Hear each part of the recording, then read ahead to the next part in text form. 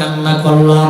এই স্বপ্ন যুগে আমার আপনার নবী আসবে, একটা আমল শিখিয়ে দিয়া যাই রে বাবা, কন্টিনিউ করতে থাকেন না।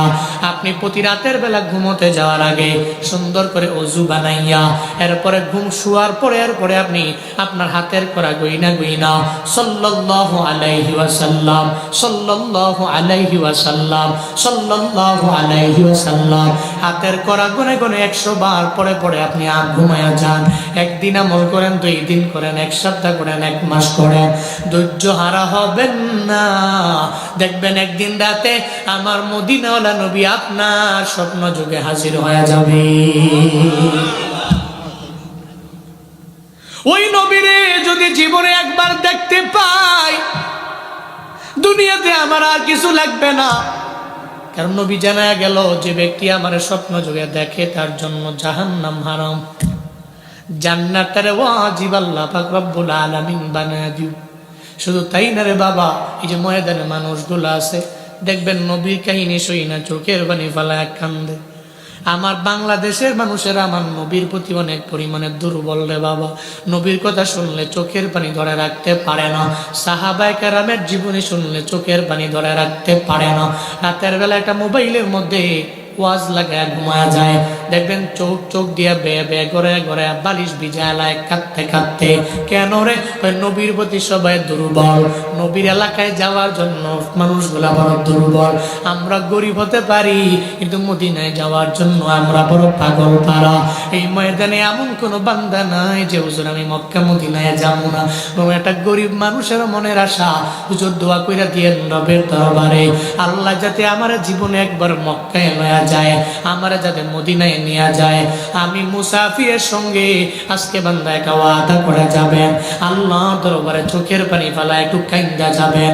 কারা কারা বাইতুল্লাহ যাবেন, নবীর রওজায় যাবেন, আরাফাতের ময়দানে কারা কারা যাইতে চান রে বাবা, আমাকে না মুসাফিরের সঙ্গে 2টা হাত তুইলা আল্লাহরে দেখা।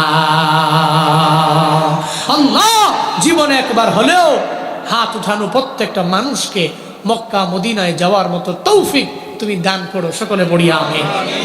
আরো জোরে চিল্লায় পড়ে না আমিন। মন থেকে আল্লাহুম্মা আমিন। শুনেন, যদি ইশক থাকে, কি থাকে? যদি অন্তরে ইশক প্রেম থাকে, আল্লাহ আপনার মায়া কইরা মক্কা মদিনায় অবশ্য নিবে। কিন্তু যদি ইশক না থাকে আপনি যেতে পারবেন না। আমি আমার জীবনে বহু টাকাওয়ালা দেখছি কিন্তু আল্লাহ তার মক্কা মদিনায় নেননি, যাইতে পারে না। জিজ্ঞেস করলাম যান না কেন? সময় পাই না। কি কয়? কি বলে? সময় পাই না। আমি মনে মনে ভাবি ইশক থাকলে আল্লাহ নেয়, প্রেম না থাকলে সময়ও বের হবে না, আল্লাহ আপনারা মক্কা মদিনায় নেবে না। ময়দানের মানুষগুলো মক্কা মদিনায় যেতে চায়। একটু মন থেকে একটু আমার সাথে পড়ে। মনে বড় আশা ছিল যাব মদিনায়, মনে বড়। একজন ব্যক্তিও জবান বন্ধ রাখবে না, মন থেকে গান।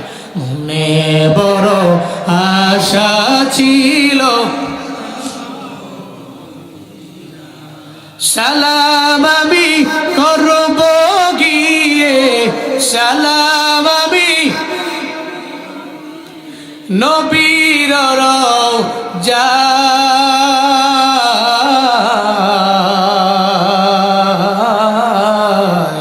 মনে বড় আশা ছিল,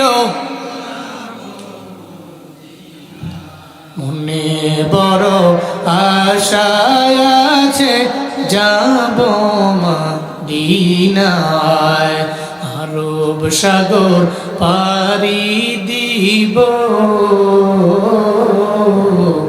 নাই কয় আমার তোরি পাখি নয় তো উড়ে যাব ডানাতে ভর করি, আরব সাগর পাড়ি দিব,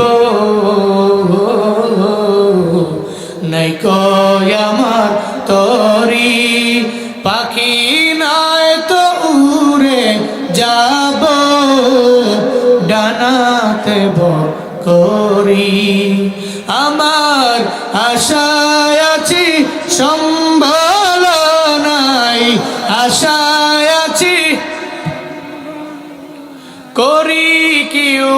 পায়।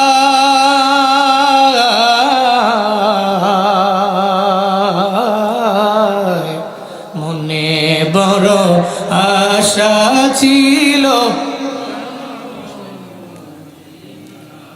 মনে বড় আশা আছে যাব মদিনায়। মনে বড় আশা আছে, কৌশল কইরা লইয়া যাইও, কৌশল কইরা লইয়া যাইও সোনার মদিনা।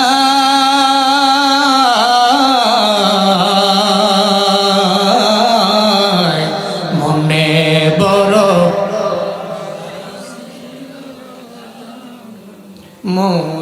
মদিনায়, মনে বড় আশা আছে। ওখানে যাওয়ার জন্য টাকা লাগে না, ইশকের মাত্রাটা বাড়ায় থাকা লাগবে। একটু লাভের মাত্রাটা, ইশকের মাত্রাটা বাড়ায় দেন। আপনার অন্তরের মধ্যে মদিনাওয়ালা নবীর ইশকটা বান্দা একটু বাড়ায় দেন। যদি ইশক অন্তরে থাকে রে, যদি আল্লাহ মদিনায় না নেয়, সবুজ গম্বুজের নিচে সেই তো আমার জিন্দা নবীরে আল্লাহ দেখবেন স্বপ্ন যুগে আপনার বাড়ির মধ্যে হাজির করে দিয়েছে। সাগরের কিনারায় দাঁড়াইয়া একটা পিঁপড়া চোখের পানি ফালায়া ফালায়া কান্দে আর বলে, হে মালিক, আমি পিঁপড়ারে কি মক্কায় নেওয়া যায় না, মদিনায় নেওয়া যায় না? কে কয়? কে কয়? পিঁপড়ায় রবের দরবারে কান্দে আর বলে, আল্লাহ, আমারে কি মক্কায় নেওয়া যায় না, আমারে কি মদিনায় নেওয়া যায় না? আমার ডানা নাই, চাইলে আমি উঠতে পারি না, আমি চাইলে মক্কা মদিনায় যেতে পারবো না, তবে মন বড় চায় যদি আমার একটু মক্কা মদিনায় নিয়ে যাইতেন। একটা পিঁপড়ায় রবের দরবারে বারবার বারবার আবদার জানায়। জালালউদ্দিন রুমি রহমাতুল্লাহ আলাই, একজন জগৎ বিখ্যাত ওলিয়ে কামিলের নাম রুমি রহমাতুল্লাহ আলাই বলেন, ওই পিঁপড়াটা রবের দরবারে আবদার জানায়, আল্লাহ গো, আমারে কি মক্কা মদিনায় নেওয়া যায় না? সাগরের কিনারে দাঁড়ায় কান্দে। আল্লাহ দরবারে এই কান্দনটা বড্ড পছন্দ হয়ে গেল। আল্লাহ কয়, কবুতর, হ্যাঁ কবুতর, এই পিঁপড়ার দরবারে যাও না, আর এই পিঁপড়াকে তোমার পায়ের মধ্যে নেও না, তোমার পায়ের মধ্যে লয়া মক্কা মদিনা ঘুরায়া দেখায়া দাও না। কবুতর ওই পিঁপড়ার দরবারে হাজির। পিঁপড়া দরবারে আইসা বলে, রে পিঁপড়া, আমার পায়ের মধ্যে কামড় দেও, দেখো না তোমার দরজায় বিমান হাজির হয়ে গেছে। যেই রবের দরবারে কাঁদছো, আল্লাহ গো, আমারে মক্কা মদিনায় নেও, আল্লাহ তোমার কান্দনটা এত পরিমাণে পছন্দ করলো, কবুল হয়ে গেল, বিমান তোমার দরজায় হাজির, কেন তুমি ওঠো না? পিঁপড়ায় কবুতরের পায়ের মধ্যে কামড় দিল। রুমি রহমাতুল্লাহ আলাইহি বলেন, ওই পিঁপড়ারে কবুতর পায়ের মধ্যে লয়া মক্কা মদিনা ঘুরাইয়া আবার তার জায়গায় তারে আইনা বসায়া দিয়া যায়। ওখানে যাওয়ার জন্য টাকা লাগে না, কি লাগে? ইশক লাগে, ভালোবাসা লাগে। ইশক যদি অন্তরে থাকে, একদিনে দুই দিনে নয়, 5 দিনে 1 মাসে নয়, আপনি ধৈর্য নিয়ে ইশক নিয়ে থাকেন, আল্লাহর কসম কোনো না কোনো ভাবে আল্লাহ আপনারে মক্কা মদিনায় নিবেই নিবেই নিবেই নিবে। আল্লাহ সবাইকে যাওয়ার মতো তৌফিক আপনি দান করেন। জোরে পড়ে না আমিন। কথায় কথা টানে। তাফসীর জালালাইন এমনকি মাআরিফুল কুরআন, ওটার লেখক ইদ্রিস কান্দরবী রহমাতুল্লাহ আলাই, কি নাম? ইদ্রিস কান্দরবী রহমাতুল্লাহ আলাই, একজন ওলিয়ে কামেল, বড় দামি মুসান্নিফ। উনি হজে গেলেন। কই গেলেন? হজে। হজে যাওয়ার পরে বাইতুল্লাহ উনি তাওয়াফ করা অবস্থায় দেখতেছে ওনার এলাকার একজন গোয়াল। আপনারা এমনি উঠলে তো আমি দোয়া দিয়ে দিব, আপনারা উঠে যাবেন না, বসেন। আমি কিন্তু আর ওই লং টাইম জার্নি করে আইছি তো নাহলে উডন একবার উডন দেখাইতাম। ক্লান্ত না হইলে মোটামুটি আবার আমার মাহফিল থেকে উঠতে যাওন গা সোজা ব্যাপার। আর একজন উঠতেন না, এখন যে উঠবো হেরে লইয়া 5 মিনিট বয়ান হইব, উনি এসে মাইকে কইব কেরে জায়গা, ঠিক কিনা? হ্যাঁ, আল্লাহ কবুল করেন, জোরে পড়ে না আমিন। ইদ্রিস কান্দলবি বাইতুল্লাহ গেলেন, তাওয়াফ করতেছেন, দেখে ওনার এলাকার একটা গোয়াল বলে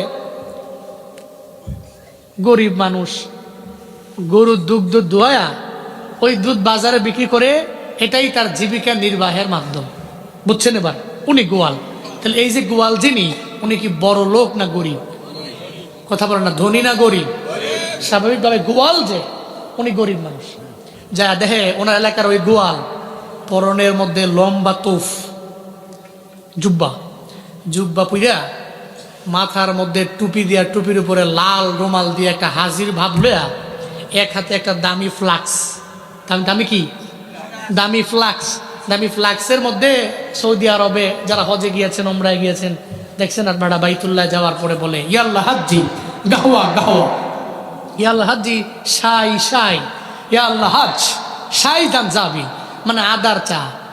এরপরে গাহওয়া, এদের ফেমাস মধ্যপ্রাচ্যের ফেমাস খাবার গাহওয়া, আর সাথে তামার খেজুর আর গাহওয়া দিয়ে এরা নাস্তা দেয় মেহমানদেরকে। তো এই গাহওয়া বাইতুল্লাহ খাওয়ায়, যদি আল্লাহ কোনো সময় তৌফিক দেয়, আপনারা যাওয়ার পরে দেখবেন তারা নিয়ে মেহমানদারি করে।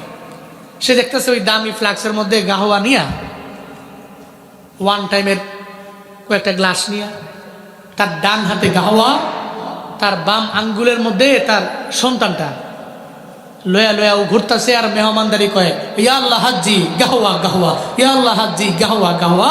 হাজিদেরকে, মানে মেহমান হাজিদেরকে সে গাহওয়া খাওয়াইতেছে। সুবহানাল্লাহ, জোরে কয় না? বড় লোক গরিব গোয়াল ইদ্রিস কান্দলবি গাড়ি কেমনে এলো? খামখেয়ালি মনে করছেন? আগে তো হজে যাওয়াটা তো এখনো হতো, হজে যাওয়া টাকা টুকা যার ভালো আছে যাইতে পারে, স্বাভাবিক ব্যাপার। কিন্তু এলাকার একজন গরিব মানুষ রিক্সা চালক, আবার ওনে গিয়া কি আলিশান জুব্বা পুইরা, মাথার মধ্যে রুমাল দিয়া, এরপরে হাতের মধ্যে ফ্লাক্স নিয়ে উল্টারও মেহমানদারি করে, আবার লোকে এর পোলাও, এটা খামখেয়ালি না? ইদ্রিস কান্দলবি রহমাতুল্লাহ আলাইহি বড় অবাক হয়ে গেলেন। তার দরবারে গিয়া বলে এই আমার এলাকার গোয়াল, আমার চিনসুনি। কয়েক কেন চিনবো না, আপনি আমাদের এলাকার বড় দামি মানুষ। ইদ্রিস কান্দলবি, আপনারা চিনি আমরা, বড় দামি আপনি। তুমি কেমনে বাইতুল্লাহর মধ্যে আসলা, আবার তোমার ছেলেও তোমার সঙ্গে? কেমনে তোমার মাথার মধ্যে রুমাল, কি সুন্দর করে জুব্বা লাগে তুমি চলাফেরা করো, কেমনে আসলা বলো না? চোখের পানি ছেড়ে দিয়া বলি ইদ্রিস কান্দলবি, আমরা বড় গরিব মানুষ, আমার টাকা নাই, বাড়ি গাড়ির মালিক আল্লাহ আমারে বানান নাই। তবে যখন আমি দেশে ছিলাম, আমার অন্তরের মধ্যে আমার নবীর প্রেম ছিল, বাইতুল্লাহর ইশক আমার ছিল। আমি টাকার জোরে বাইতুল্লাহ আসি নাই, টাকার জোরে আমি নবীর রওজায় যেতে পারি নাই, আসি নাই। বরং বাইতুল্লাহর প্রেম আর নবীর রওজার প্রেম আমার মক্কায় শুধু একা না, আমার পুরা পরিবার শুদ্ধ মক্কায় নিয়ে আসে। টাকার জোরে আমি আসতে পারি নাই, আমার মদিনাওয়ালা নবীর প্রেম, বাইতুল্লাহর ইশক, এই দুইটা কারণে আল্লাহ পাক আমার মদিনায় মক্কায় নিয়ে আসে। শুধু একা না, বরং আমার সঙ্গে এখন আমার পরিবাররাও বাইতুল্লাহর পাশের মেহমান, এরা সব বাইতুল্লাহর মেহমান হয়ে গেল। ইদ্রিস কান্দলবি কয় কেমনে, কি বলো না? কয় চলেন আমার বাড়ির মধ্যে আপনারা নিয়ে যায়। কয় তোর এখানে বাড়িও আছে? কয় বাড়িও আছে। ওই গোয়াল যখন নিয়ে যায়, বাড়ির মধ্যে নিয়ে, মেহমানের রুমের মধ্যে নিয়ে গাহওয়া দেয়, খেজুর দেয়। কয় শুনেন, ইদ্রিস কান্দলবি গরিব মানুষ ছিলাম, একদিন আমি গরুগুলো চড়ানোর জন্য মাঠের মধ্যে চলে গেলাম। আমি আমার মাঠে গরুগুলো চড়াইয়া ইশক নিয়া রবের দরবারে বলতে লাগলাম, আল্লাহ গো, এমন গরিব তুমি আমারে বানাইলা, আমারে কি মক্কা মদিনায় নিবা না জীবনে কোনোদিন? ওই মাঠের মধ্যে রবির দরবারে আবদার জানাইতে লাগলাম, ইদ্রিস কান্দলবি সাহেব। হঠাৎ করে আমি তাকায় দেখি একদল হাজি কাফেলা হজের উদ্দেশ্যে জাহাজের বরাবর রওয়ানা। সাফিনাতুল হুজ্জাজ মানে হাজিদের জাহাজের বরাবর রওয়ানা। আগের মানুষ জাহাজে করে করে হজের মধ্যে যেত। এই জাহাজের দিকে একদল হাজি কাফেলা ফরনের মধ্যে হারামের কাপড় পইরা রওয়ানা। ওই গোয়াল বলে ডিসকান্দলবি, এটা দেখার পরে আমি চোখের পানি ধরে রাখতে পারলাম না। আমি আল্লাহ দরবারে বললাম, হে মালিক, আমার টাকা নাই, আমি চাইলেও মক্কা মদিনায় যেতে পারবো না রে আল্লাহ। তবে এই মানুষগুলার পেছনে পেছনে আমি যাবো, এই মানুষগুলার খেদমত আমি করবো, যাতে এই উসিলে আল্লাহ আমারে কোনো না কোনো দিন হজের মধ্যে নেয়, বাইতুল্লাহ নেয়, নবীর রওজায় নেয়। হাজিদের পেছনে পেছনে রওনা করলাম। ওই সাফিনাতুল হুজ্জাজ বরাবর আমি গেলাম। হাজিদের নৌকা বরাবর যাওয়ার পরে সব হাজিরা উঠতে লাগলো, এক এক করে উঠতে লাগলো। হঠাৎ করে হাজিদের মাল 2 তলা থেকে 3 তলা জাহাজের মধ্যে যে উঠায়, একটা লোক হুচট করে পুচট খেয়ে 2 তলা থেকে নিচ তলায় পরে পাটা ভেঙে গেল। এখন আর সে মাল উঠাইতে পারে না। জাহাজের সামনে আমি দাঁড়ানো, সবাই আমারে বলল, এই ছেলে, তুমি এই হাজিদের মাল উঠাইতে পারবা কিনা বলো না। যদি হাজিদের মালগুলো উঠাইতে পারো তাহলে হাজিদের জন্য বড্ড উপকার হবে। ইদ্রিস কান্দলবিরে গোয়াল কয়, আমি তো হাজিদের খেদমতের জন্যই আসলাম। এই একটা খেদমতের উসিলায় যদি আল্লাহ আমারে মক্কা মদিনায় নিয়ে যায়, সঙ্গে সঙ্গে আমি পারবো, অবশ্যই পারবো, আমার এই কাজটা দিয়ে দেন। হাজিদের মালগুলো মাথার মধ্যে বুঝাই করে করে আমি 1 তলা থেকে 2 তলা, 2 তলা থেকে 3 তলা পর্যন্ত জাহাজের বিভিন্ন কিনারায় পৌঁছায় দিলাম। হঠাৎ করে আমি জাহাজের মধ্যে আছি, একটা হাজি অসুস্থ হয়ে বললো। অসুস্থ হাজির সেবার জন্য আমাকে অফার করা হলো। ওই হাজির সেবা শুশ্রূষা তুমি করবা, তুমি তার সঙ্গে থাকতে পারবানি। ওই অবশ্যই আমি কেন পারবো না, আমি তো হাজির সেবার জন্যই আমার মাঠ থেকে আমি আসলাম। হ্যাঁ আল্লাহর বান্দারা, একটু মনোযোগের কান লাগে শুনেন রে বাবা। ইশক যদি দিলের মধ্যে থাকে, আল্লাহ কেমনে বাইতুল্লাহর মেহমান বানায়, আল্লাহ কেমনে আমার মদিনাওয়ালা নবীর রওজায় বান্দারে নিয়ে যায়। আল্লাহর এই বান্দা গোয়াল বলে, ইদ্রিস কান্দলবি সাহেব, হঠাৎ যখন ওই জাহাজ ছেড়ে দিবি, ওই সময়টা যখন চলে আসলো, সবাইরে আমি বললাম আমারে নামায়া যাও, কেউ আমার কথা শুনতে রাজি না। হঠাৎ করে জাহাজটা যখন পার থেকে রওনা হয়ে গেল, আমি বললাম জাগা, আল্লাহর উপরে তাওয়াক্কুল করে রওনা হয়ে যাই। যদিও আমার পাসপোর্ট নাই, যদিও আমার ভিসা নাই, ওখানে গেলে আমার নিরাপত্তা নাই, আমার সেফটি নাই। এরপরে আমি রওনা হয়ে গেলাম। জাহাজে করে করে হাজিদের সঙ্গে আমি যখন রওনা, জেদ্দা সাগরের পারে যেখানে নামার পরে ওই আরব সাগর থেকে এরপরে মক্কায় যাবে হাজিরা, ওই জেদ্দার সাগরের পারে যাওয়ার পরে যখন জাহাজের ডেস্টিনেশন পর্যন্ত জাহাজটারে থামায় ফেললো, জাহাজটারে থামানোর পরে সবাই এক এক করে হাজিরা নামতে লাগলো। এখন আমি কেমনে নামবো? আমার তো পাসপোর্ট নাই, আমার তো ভিসাও নাই, আমার টিকিটও নাই, কোনো ডকুমেন্টস নাই। এই জন্যই চিন্তায় আমি পড়ে গেলাম। আমি মনে মনে ভাবলাম, যদি পুলিশের হাতের মধ্যে ধরা খাই, জীবনে কোনোদিন আমি বাইতুল্লাহ যেতে পারবো না। উল্টা সৌদি আরবের জেলখানার মধ্যে আমাকে ধুকে ধুকে ধুকে ধুকে মেরে ফেলা হবে। এই চিন্তা নিয়ে সঙ্গে সঙ্গে আমি ওই জাহাজ থেকে লাফ দিয়া সাগরের মধ্যে পড়ে গেলাম। শুধু আমার আল্লাহর উপরে আমি তাওয়াক্কুল করলাম, আল্লাহ গো, আমার যেখানে কেউ নাই ওখানে তুমি আল্লাহ আছো, তুমি আমারে সাহায্য করতে পারো। ও সারসা এলাকার মুমিনেরা, তোমার ডানে যখন কেউ নাই, বামেও কেউ নাই, সামনে কেউ নাই, পেছনে কেউ নাই রে বাপ, তোমার সঙ্গে কেউ নাই, চিল্লায়া বলো না, ওই জায়গায় একজন আছে, তার নাম